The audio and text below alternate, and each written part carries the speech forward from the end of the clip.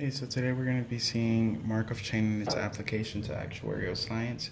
Markov chains are incredible because they are used to predict the future in long terms, such as actuary would do in predicting financial risk in the future. In the following example, we're going to see the long-term behavior of the predator-prey system between owls and wood rats, in which the owls are the predators and the wood rats are the prey. The following example comes from the Linear Algebra and its application, 4th edition by David C. Lay in Chapter 5 and Markov chain example 1. So in the following example, the red forest of California provides home for the wood rats and the owls. The owl and the rat population are denoted at time k by xk, population of owl and the population of rats, where k is in times of months, and then this value here for population of owls is in numbers and the population for wood rats is in thousands. And then suppose we're given these two equations for the population of wood rats. We would have for the population of wood rats that the 0.5 in the first equation indicates that only half the owls will survive each month if there are no wood rats for food, if we have 0 for this value here. And then for RK, for the population of the rats, if we had 0 predators, then there would be a 10% increase in rat population, and there would be if there were no owls as predators. If rats were plentiful, the 0.4 RK would make the owl population rise, while this negative term, the negative P, indicates parameter, and this measures the death of rats due to the predation by owls. Now we're going to determine the future population of both rats and owls given the parameter 0.104 for rats.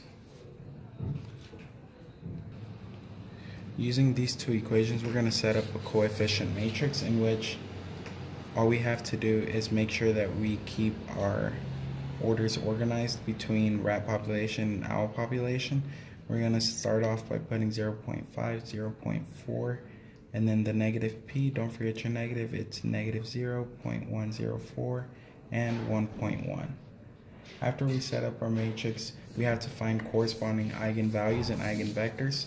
And then remember that eigenvalues and eigenvectors, their formula is AX equals lambda X.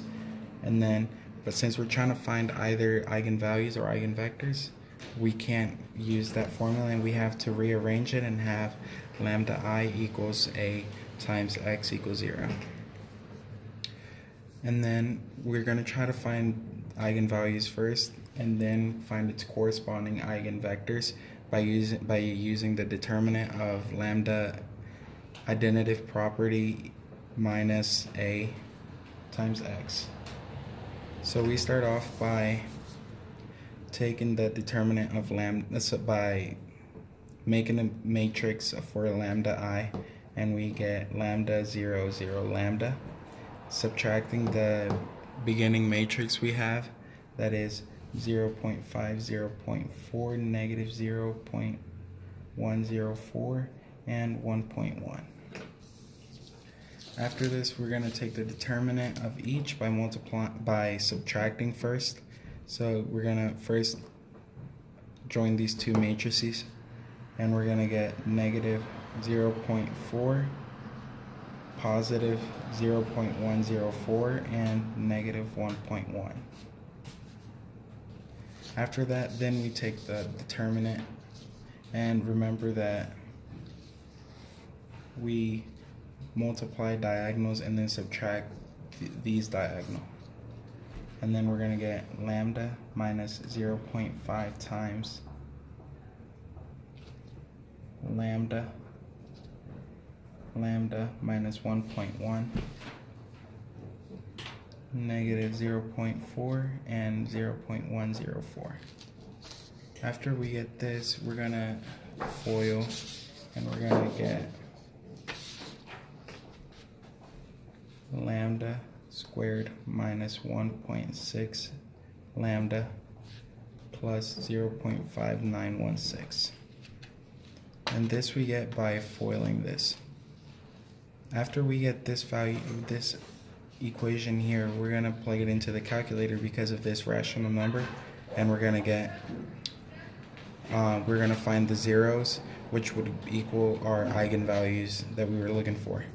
And then if you look closely to the graph, it looks like it only touches once, but if you zoom in, you can see on the x-axis it crosses twice, and our first eigenvalue becomes 1.02 and 0.58.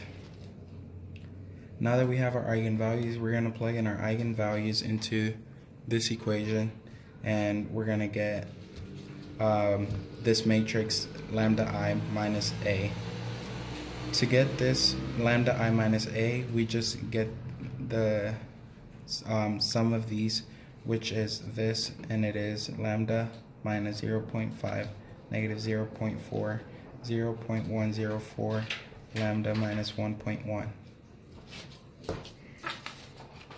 After that, we're going to plug in our first lambda into this equation, and then we're going to take we're going to use Gaussian elimination, and that's just taking the REF, not the RREF of the matrix. So we're going to start off by using 1.02. So our lambda 1 is 1.02, and we're going to put this in here, and 1.02 minus 0.5, that is 0.52. And this stays the same as well as this one. So we're going to have 0.104, negative 0.4, and we're going to have 1.02 minus 1.1, and we're going to have negative 0.08. We're going to, when we have the regular equation that we did in the beginning of the semester, we had ax equals 0, and the way to find this vector x, we would augment and row reduce. But in this case, we can't just augment and row reduce. We have to do row echelon form, and that just means that's what Gaussian elimination is. After that point, when you take the REF of this matrix A, you're going to get 1, 0, negative 10, 13, and 0. After that, you just separate your variables. You're going to have OK minus 10 over 13 RK. After you have this equation set up equal to 0, you're going to find the cool thing about Markov chains and eigenvalues is you just put whatever number you want, because all the other vectors are multiples and they're still correct. So we're going to use for Rx, we don't like fractions, so we're going to use 13 to get rid of that denominator of 13. And we're going to have 1 our population minus 10 equals 0. After we have that, we just move the 10 to the other side, and we're left with OK equals 10. And so our population is 10 and our RK population is 13. And when we started, we had that the owl and the rat population are denoted at time k by xk. And so this is what we had, so we have to make sure we set it up in the right order. We have 10 and 13. After that, so our eigenvector that corresponds to the eigenvalue 1.02 is 10, 13, and now we must do the same for the eigenvalue 0.58. For 0.58, we're going to do the same as well. And again, we're going to use the same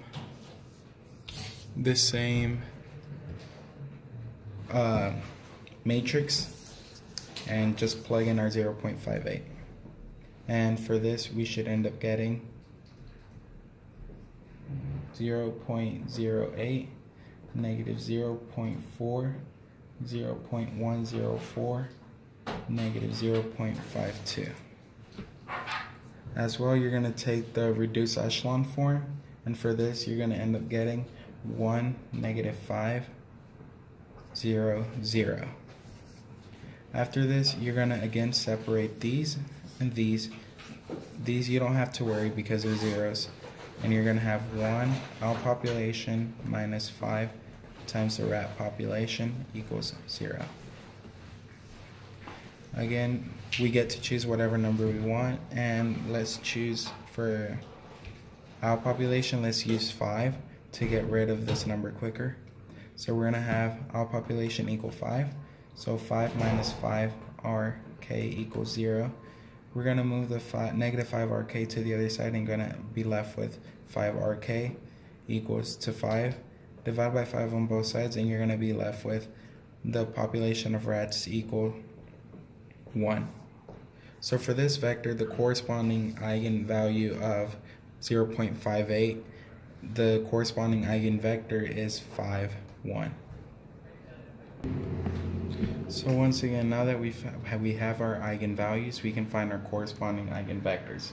After we have this, the textbook gives us the equation for an initial x naught equation that can be written as x naught equals C1 V1 plus C2 V2. And then for values greater for values of k greater than 0, so time after the initial, we're gonna have xk equals C1, and then you're gonna have your eigenvalue 1.02 to the k power times your eigenvector 1013 added C2, your eigenvalue 0.58 times your eigenvector, which is 5, 1. After this, we can see, we're going to try to see the relationship of them as x approaches infinity. And we can see that as our number, and then don't forget this is to the k power. As you have a decimal multiplied by itself, the fraction is going to get smaller and smaller and smaller until it approaches almost 0. So for infinity, we're trying to see the behavior of the population between the owls and the rats. For this value here, when we see this function here, we can see that the value approaches 0 as x approaches infinity. So we can get rid of this value. And then we're going to be left with xk equals C1 102 to the k eigenvector of 1013. And then this is the approximate relationship between the two. Once we have this, we can see that this 1.02, as k approaches infinity, it's going to rapidly get larger. So for a large k, xk would be approximately the same as this. And so after writing this, we can see that using this equation here, this tells us the total population between rats and owls. And this 1.02 indicates that there would be a 2% growth per month between the population of both owls and rats. And the 1013 our ratio between owls and rats, and again, this is the 10 would be the owl and the 13 would be the rat population. And for this we could say that for every 10 owls there are about 13,000 rats. Okay, so after this, final thing is, if this eigenvalue had been less than 1, then we would have a decay in the total population, which could indicate extinction or just animals dying off. And a number greater than 1 would indicate growth between both populations. If the value had been 1, then that would indicate equilibrium, indicating that as animals die, they reproduce and have more.